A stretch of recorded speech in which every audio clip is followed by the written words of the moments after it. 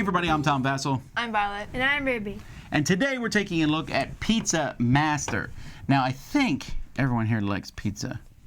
If you don't, then you've been... Or you're allergic to cheese. I've seen it. Who here is allergic to cheese? Well, I know a few I've people. seen, yeah. Well, yeah, but you're not. I'm talking about us three. Oh. Okay, well, we get pizza once in a while. We don't eat pizza a ton at the Vasel household because I think you can overdo pizza and have it too much. But we do all like pizza. And if you make a game about pizza, I'm already interested in the theme. I like food themes in general in games. Do you like the idea of making pizzas? Have you ever made a pizza? Yeah. Yes. Oh. Did I get a piece of it? I don't know. I don't think It was so. for lunch. Ah, you guys always do the good stuff at lunch. All right. Well, let's take a look at Pizza Master and see how it plays. In this game, players are trying to get the most points. Once someone gets to 50, it's going to trigger the end of the game. And you're going to get points by fulfilling orders. Each of these orders is worth a certain number of points and requires a certain number of ingredients. So, for example, the chicken trio needs a vegetable, a meat, and cheese, and will give you 6 victory points. There's also some cards that you'll put up here for game end scoring. So, for example, this vegan guru will give 6 points to whoever has done the most recipes that are vegan. So here we got a coleslaw, a veggie deluxe. I don't think that's vegan, but whatever. It still counts for this card. Now, the way the game works is in each round, players are going to be taking turns in turn order, and this turn order is going to change based on how many points you have over here. But on a player's turn, the game takes place in 2 phases. In the first phase, you're going to take your coins. You start with 4 coins, but you will get a 5th and 6th coin when one player reaches 10 and 25. Doesn't matter what player gets there, everybody will get an extra coin.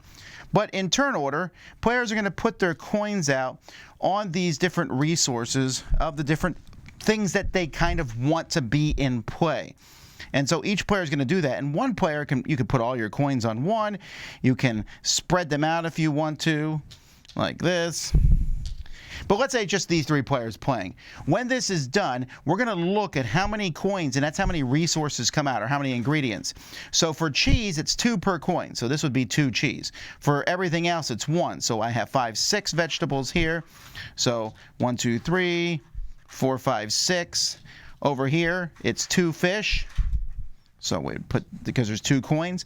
And over here, we have 3 meat. So we would put those there. Now, whoever puts the most coins in an area, and only if one person puts the most, can reserve some of these.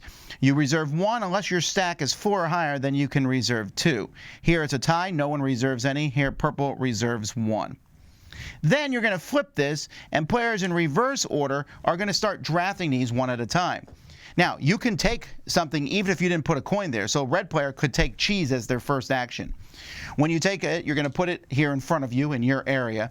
But if it's on top of your stack of coins, only you can take it. But you don't have to. If I'm the red player and I need a vegetable, I'll take one of these vegetables. Why not? And you're going to keep going around. At any point, you can decide that you are done taking this. When you do that, you'll pass, moving your marker back here. And if you have the ingredients to fulfill orders, you'll spend those ingredients and put them here. Each ingredient that you don't have a recipe, that you can't use to fulfill a recipe, is waste. Don't be wasting stuff. You'll actually lose a point for each of those. Otherwise, you gain the points on these recipes that you fulfill. When everyone has passed, then we do turn order again based on a number of points. Whoever's last in turn order is going to get an extra black coin to put out for that round. You'll also notice that when you take the orders, when you put out your coins, it goes in one direction, and when you take the ingredients, it goes in the other, favoring the last player, the person who's behind. That's pretty much how the game works. You're going to keep going until someone hits 50 points, and that will trigger the end of the game.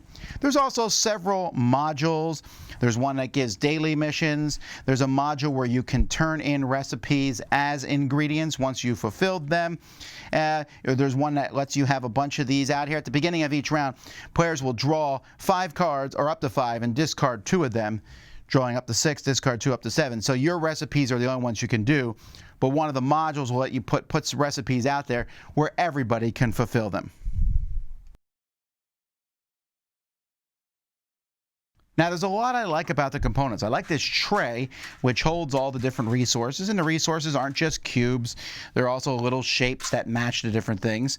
I don't like this tray that comes in the game because you put your pieces here in the side, and they kind of fall into the box every time. So the tray could have used a little work, but other than that, the cards are really good quality. They did a good job at making all sorts of different types of pizzas, and you have things that aren't even pizzas. They're just called side dishes. So here you have some lobster bacon, and here you have a Hungry Hunter. I don't know what that is, but that sounds good. I should try it. There are also some special dishes that will require like 3 of the same ingredient and cheese. These are pretty easy to read, and like I said, the card quality is really good. The rule book, pretty easy to understand, nice illustrations. For the most part, this is a pretty top-notch production. All right, so Pizza Master, the number one adjective to describe it would be kind. Do you agree? Oh, that's what you meant. Okay, so this game, I think we all agreed, and I know we agreed because someone was almost ready to flip a table over it, that the game can be pretty mean. So why would you call the game mean? You could easily steal someone else's food, even Like, though you even could, if you reserved one, you can still take one off the plate out of spite, or just like which you to did stop people from winning. several times. Okay, It was strategic. I did it like a few times. Yeah. You said as you did it, you said, I am doing this to spite Violet. That's, how can you complain when someone does it to you then? 10 times over? All right, well, maybe you've learned a lesson. The game definitely lets you do that. If you're not careful, you can possibly get none of your recipes done on a turn because you can't get enough ingredients to do them. Like if all your recipes need cheese, for example, and there's only a few cheeses out there, and you say, well, how's that possible if you put out coins? But it's still possible that maybe you grab something else first, or you need cheese and meat, and you grab cheese, and then all the meat's gone. Yeah. That being said, usually you'll get your revenge in the following turn. Because in this game, the turn order changes. So if you're in last place, it's a huge advantage. You get to put your coins out last, so you can see where everyone else put their coins. And then you get to take ingredients first. You also get like an extra token thing. Sure, so then you have an extra coin. So, Didn't help me, though.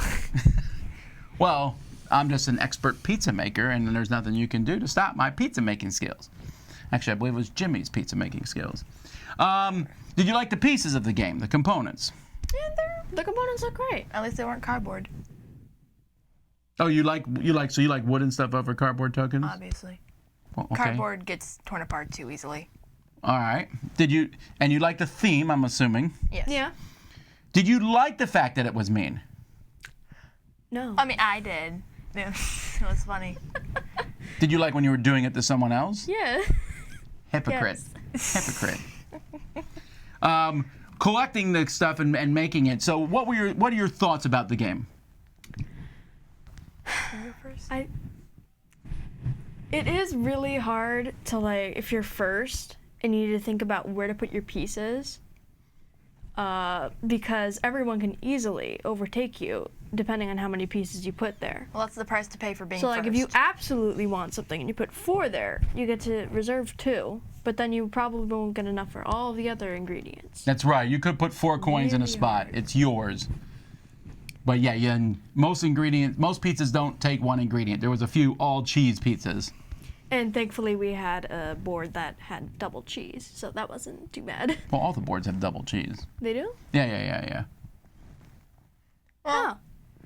I liked the game. I liked how like the theme actually matched the game instead of them just adding a theme onto a game. It makes no sense. Okay. That was really cool. Yeah, the token thing. I like how like last place gets a huge advantage. First place has like a really horrible advantage. Disadvantage. Yeah, because like it kind of annoys me in some games where first place gets the same advantage as the person who's in last place. Okay, so you like a catch-up mechanism. So lets the person in last place catch up. Yeah. Not catch up. Still do. Although one of the modules was that catch up. All right, so what's your final thoughts and rating? Overall, the game was pretty good. I would probably play it again if we ever had the chance to. We didn't talk much.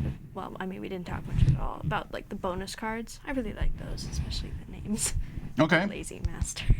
Cheesy? Oh, the lazy? Yeah, one of them is the person who does the fewest things. Oh, these are the single orders. Yeah, the lazy person, whoever did the fewest orders, gets some bonus at the end.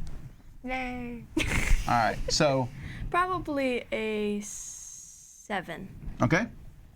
I like the game. I like the components and the gameplay. I liked how you could steal people's food and they get really mad over it. I like the catch-up mechanism, obviously. I like the bonus stuff at the end, so I'd probably also give this a 7.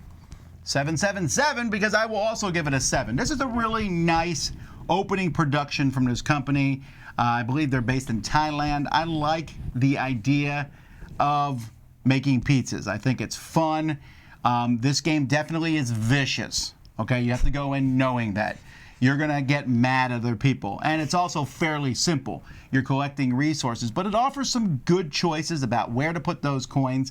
And you can mix and match the modules to make the game kind of what you want it to be.